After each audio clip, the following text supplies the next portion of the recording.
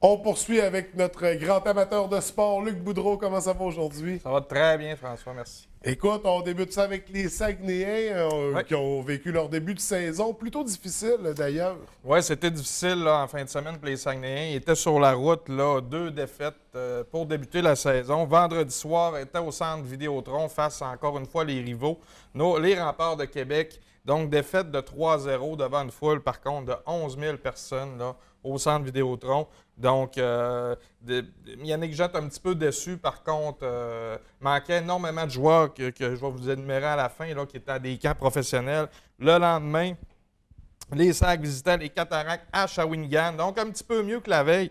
Défaite, par contre, de 3-2. Keenan Meckelsack, je ne sais pas si on le dit comme il faut, je vais m'informer, des noms difficiles ce matin, et Julien Tessier ont marqué pour les Saguenayens. Grosse performance, là, par contre, du gardien Xavier Potvin avec 39 arrêts, dont 24 en deuxième période. Donc, devait sentir la rondelle après le match. Donc, félicitations à Xavier pour ce match. Comme je vous disais un petit peu plus tôt, il manquait là, 4 gros noms, en fait, pour les Saguenayens qui sont dans des camps professionnels dans la Ligue nationale de hockey. Oui. Nicolas Roy, Ryan Verbeek, Dimitri Zoukhanov et Frédéric Allard. Donc, c'est des joueurs et des pièces importantes pour les Saguenayens qui manquaient ce week-end. Le match d'ouverture est prévu vendredi soir cette semaine, 30 septembre, face aux Drakkars de Bécomo à 19h30. Et le dimanche, on reçoit encore une fois les Remparts de Québec, donc à 16h, du beau hockey ce week-end. Ouais. Et je crois que les Saguenayens vont reprendre du poil de la bête en fin de semaine. Et là, on aura bien sûr des billets à faire tirer pour le match d'ouverture. Oui. On pourrait s'en garder une paire pour la fin de la chronique, donc Oui. restez des nôtres jusqu'à la fin. On poursuit avec les Marquis de Saguenay qui reprennent l'action. Oui, en fait, c'était le début des matchs pré-saison des Marquis ce week-end. Vendredi soir, là, face à l'Assurancière de Thetford Mines, victoire facile de 6-2 des Marquis. Hugo Carpentier avec 2, Benoît Gratton 2, Jérémy Malouin et Jean-Sébastien Bérubé ont compté dans la victoire. Et samedi, le lendemain, au Palais des Sports de Jonquière, malgré une bonne performance selon Richard Martel, défaite de 4-2 face au Blizzard de Trois-Rivières. Le Jonquièrois Jérémy Vigneault-Bélanger a compté, ainsi que Alexandre Kennel. Les prochains matchs, encore une fois, c'est les 2 derniers matchs pré-saison avant le début de la saison régulière. Vendredi soir au Palais des Sports de Jonquière, 20h face encore une fois à l'Assurancière de Thetford Mines. Et samedi, les Marquis visitent le 3L de Rivière-du-Loup à Rivière-du-Loup. Donc, à surveiller Absolument. pour en fin de semaine. Du côté des élites, un week-end pas très facile. Ouais, on a un petit peu de misère du côté des élites de Jonquière. Là, visitait là, en 2 matchs sur la route. Non, un match sur la route et un match à la maison. Visitait les Estacades de Trois-Rivières au centre Alphonse Desjardins.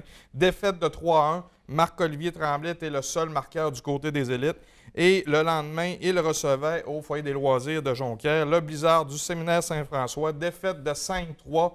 Raphaël Kenny, Olivier Charret et Mikissi à Washish. Donc, compté pour les élites de Jonquière. Les prochains matchs, c'est vendredi soir, 30 septembre, 19h, face au commandeur de Lévis au foyer des loisirs de Jonquière. Et également, dimanche, on retourne sur la route du côté des élites et on visite le Blizzard du séminaire Saint-François. Donc, à surveiller pour les élites. Oui. On se dirige du côté du lac, en fait, Oui. dans le secteur d'Alma. On parle des Janois, une fin de semaine de 500. Oui, les Janois du Collège d'Allemand, en fait. Là, grosse victoire des Janois face à une des meilleures équipes de la Ligue samedi, face aux Cougars du Collège Champlain-Lennoxville. Victoire de 5-2 des Janois. Jean-Philippe Thériault, Émile Fortin, Simon-David Fortin et Marc-Antoine Massé avec 2 ont compté dans la victoire pour les Janois. Et le lendemain, toujours au centre Mario Tremblay d'Alma, défaite plus difficile là, des Janois, 8-3. Simon-David Fortin avec 2 buts et Simon Boily ont compté pour les Janois. Les 2 prochains matchs, les 2 matchs qui sont au centre Mario Tremblay d'Alma, les 2 samedi 1er octobre à 14h face aux Blues du Collège Dawson. Et dimanche, toujours au centre Mario Tremblay, 13h, face aux Nordiques du Collège Lionel Groux. Donc, comme j'ai dit la semaine dernière, c'est du beau hockey à aller voir. Donc, allez-y, déplacez-vous. C'est amusant à voir. Et toujours dans le hockey, du côté du hockey mineur de la baie, cette fois-ci, ils ont procédé à un dévoilement en fin de semaine. Oui, bien, j'ai vu ça sur leur page Facebook. Je trouvais ça intéressant d'en parler ce matin. Le hockey mineur de la baie a dévoilé les nouveaux chandails pour les catégories là, MAG 1, 2, 3. Donc, c'est des jeunes de 5 à 7 ans C'est un investissement fait en collaboration avec le tournoi Pee-Wee Bantam de la Baie. Je ne sais pas si on a vu l'image. Oui, on voit l'image présentement. Donc, on Les revient chandails du Mac 2, ça. Oui, on revient toujours avec le gilet du National là, qu'on a fièrement porté, Ouais. François. Ouais. Il n'était pas beau de même, nous autres. Non, il était pas beau Il était comme ça, nous autres. On était peut-être moins bons aussi. Moi, mais, j'avais même un chandail de Gatineau avec une patch oui, par-dessus oui, à un moment donné. C'était dans le temps du déluge. Ouais, ça, hein. ouais, ouais. Ils nous avaient quand même prêté ça. Ouais. Donc, je ne pense plus que ce gilet-là te fasse aujourd'hui, François. Non, non plus, non. Mais je l'ai encore dans mon cœur. On a le N tatoué sur le cœur. Belle nouvelle aussi, c'est un investissement fait en collaboration avec le tournoi Pee-Wee Bantam de la Baie. Donc, bel investissement des deux côtés. Absolument. Oui. On poursuit, on parle d'athlètes régionaux qui performent encore en patinage de vitesse. Bien, on en parle toutes les semaines, puis avec fierté aussi. Là. C'était la journée des sélections des Coupes du monde d'automne là, en patinage de vitesse. Les résultats de vendredi. Ça, en fait, là, pour vous expliquer rapidement, c'est pour décider quel patineur va faire partie des Coupes du monde qui s'en viennent là, dans la prochaine saison. Donc, pour la journée de vendredi, Marianne Saint-Gelais de Saint-Félicien a terminé première aux épreuves de 500 et 1500 mètres. Marie-Ève Drolet de la Terrière, troisième aux 1500 mètres. La Bérivraine, Valérie Maltais, troisième aux 500 mètres. Et Samuel Girard de Ferlin-Boileau, deuxième aux 1500 mètres. Et hier, donc hier dimanche, Samuel Girard a connu toute une journée, premier aux 500 mètres et premier aux 1000 mètres, face à Charles Hamelin, là, qui c'est pas un dernier venu.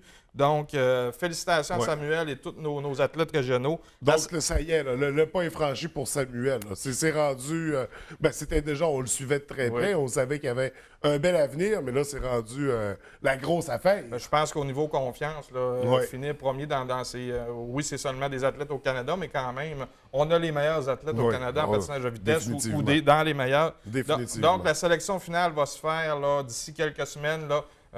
Patinage Canada devrait annoncer les athlètes qui font vraiment partie de l'équipe bientôt.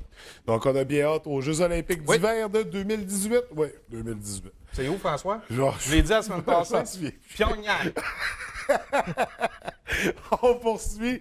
On parle d'un nouveau raid urbain à la baie. Oui, en fait, les gens qui désirent maintenir ou améliorer leur forme physique pourront le faire maintenant gratuitement au Parc Mars. Donc, on devrait y aller, François, après le show. Yes! Hein?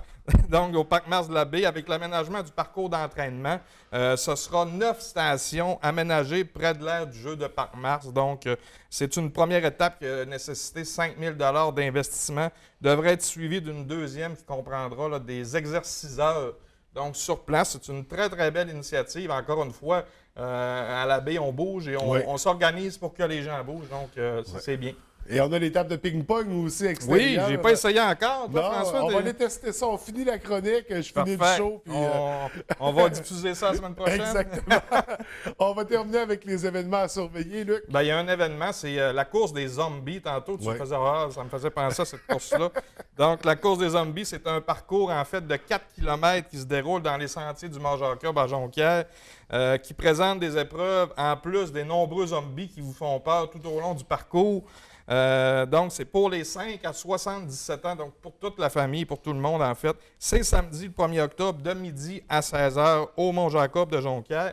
Si on veut plus d'informations, Frédéric Lessard au 418-817-4108 ou événement123go.com. Donc, ça fait le tour, François, cette semaine pour les sports. Alors, on se retrouve lundi prochain, Luc.